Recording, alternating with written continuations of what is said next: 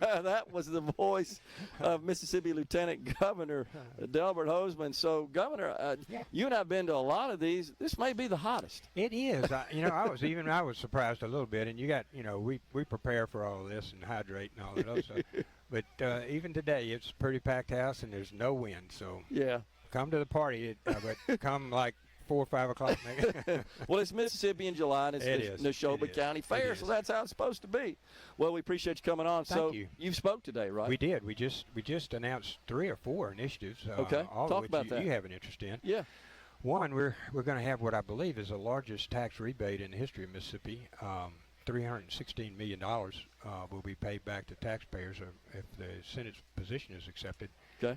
And what I did, and you're obviously very familiar with the economics of all this, but we have additional funds that have arrived, and they came from the taxpayers, and we give them money back. And I'm very very pleased. It'd be 15% of whatever you paid in 2023.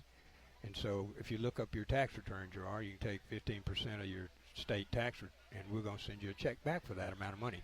Okay. And this has occurred really in the last little bit. We had a really tight budget this year, and we've had additional revenue that quite frankly, President Trump has succeeded beyond anyone's expectations. Yeah. I mean, we voted for him. I was a candidate. I was voted as one of his electors at this national convention.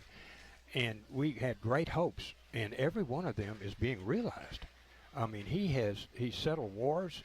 He stopped illegal immigration just dead in its tracks. He stopped the tax increase we were going to have, the big, beautiful bill. I mean, you just go down the line, and I was kidding. He even changed the formula for Coca-Cola. I didn't know you could do that. But anyway, the president just signed another tariff deal with the European Union, which is almost embarrassingly favorable to the United States. Yeah.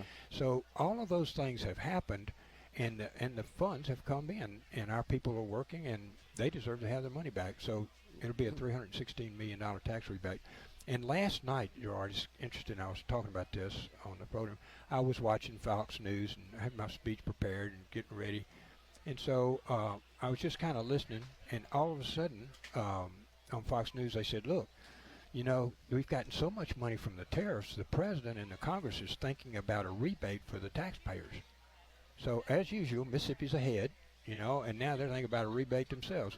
So it's just a very positive thing. We had $1.426 billion, so a $316 million rebate really leaves over $1 billion that we can use for. So the 1 point, I mean to interrupt you, that's the amount we have spread in these various accounts of reserves it's in cash. Surplus. It's in cash, but it's surplus. But no, it does not include the various accounts. Okay, like the BP fund. Okay, gotcha. I mean, there are a number. Of course, it doesn't include the rainy day fund. That's $700 million. It's got to stay there. And there are a number of different ones that are not included in this $1.4 billion. So we'll still have about $1.1 billion in cash that we can use for teacher pay and retirement plan contribution. If some of these issues that are coming about with Medicaid, we'll have enough money to fund those if those occur. And so we position ourselves well. Okay. And the other thing, at the end of this year, we'll have paid off $1.4 billion in the state's debt. So we have been positioned in Mississippi by paying less interest, like you do on a credit card. I mean, everybody's familiar with that. By paying less interest, we've been paying off our principal. So you and your children and your grandchildren won't be having to pay off our debt. And so we're in the best financial shape the state's ever been in. Yeah, no doubt about that. So back to this rebate that the Senate is proposing. Mm-hmm. So I support the idea of having that, I'm going to call it prorated based on the amount you paid in. You're going to apply a percentage to the amount you paid in 23. So those who did not have an income tax liability would not receive anything back. They didn't pay anything in. Well, I agree. So I get it. Are you concerned that you may have some objection to the fact that a lot of those people who, of course, have lower incomes would not participate in this return of some of the surplus money? Well, first of all, this is an income tax refund, so we're giving the money back. We've already cut the grocery tax, and that affects everybody, but it's an income tax refund. And it's not necessarily that we'll be able to do this every year. It just depends on how the economy goes and whatever else. Yeah. So what I would encourage everybody to do is make a lot of money. You know, we want you to make money. So please get a new job. We're upskilling we call something called Mississippi Reconnect, where our community colleges will teach these individuals out working to upscale their qualities and whatnot. They're called qualifications. So we want people to make more money. That's my response. Okay. I want you to be a taxpayer, and when we do the rebate, if we do another one next year or the next year, then I want to pay you too. Okay. So it's an income tax refund. Gotcha. It's not meant to be a social idea or settle anything. It's not like a stimulus check like we were accustomed well, that's to. the other thing, as you well know. You put $330 million back in the Agreed. in the economy. Most people like me and are going to spend it. Yeah. So it circulates through 3, 4, 5 can times. Be inflationary as well, as we all know from the prior couple of rounds when the federal government. I don't know $300 million in a. No, $300 million wouldn't, but what the federal government did, I think, was more substantial. It absolutely than that. was. Yeah. I'm proud of Mississippi taking all of that money. As you know, we were the only state to match the local cities and counties on their water and sewer projects. And we spent a lot of things on things that were very long-lasting. And now we're back to where we're giving rebates. So the legislature, despite what you may read in the Clarion Ledger or something, the legislature has been run conservatively by conservative leaders that are elected by taxpayers and the people and voters in the state of Mississippi. And it shows. It's showing here. We got about 3 minutes left. I understand you talked some today about Mississippi's veterans and some concerns you have there. We did. I was at the White House a week ago, Tuesday or Wednesday, and I got a visit with the Secretary of Veterans Affairs, Doug Collins, a former congressman. Right. You from may Georgia. have met him before. Yep. From Georgia, that's right.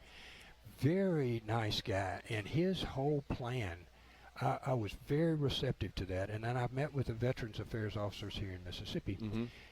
60% of the veterans that commit suicide never got to the VA. So where he wanted us to do, and where I've been meeting with them to do, is have our military, when you're when you go out of the military like I did, you would sign up for the VA. They just don't sign up. It's free. Yeah. But they just don't sign up. And that is a safety net for somebody that gets in trouble. If you haven't read the book Dogwood,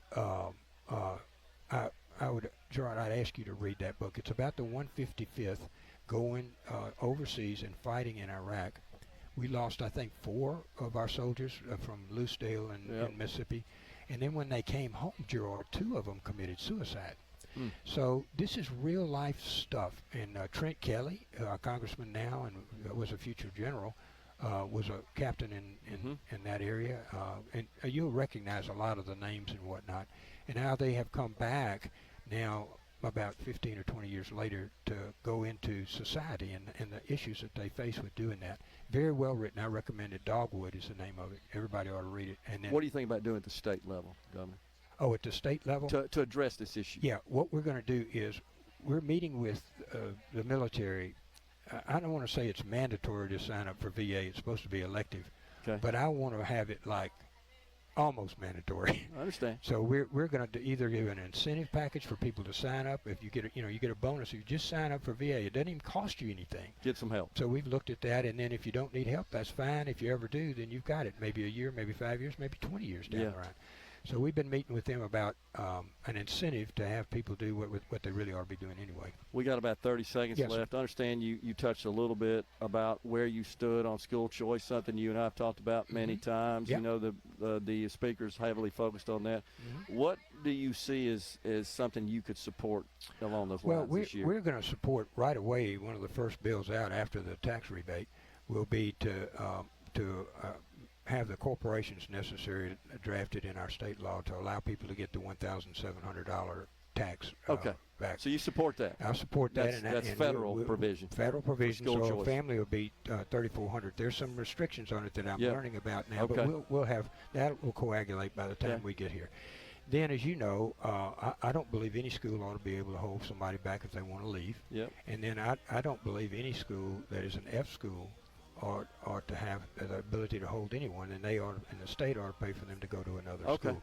Gotcha. So those 3 things will come up again this year, and we'll see how it works out with the House plans and whatnot. Gotcha. Clearly, the money, federal money, is going to be helpful. Yeah. That's a good program, I think. They Lieutenant print, Governor. but they print money. We don't print Yeah, money. you can't do that. Lieutenant Governor Delbert Hosemann has been our guest here on Middays. We're coming right back with Mississippi's Insurance Department Commissioner Mike Chaney. Stay with us.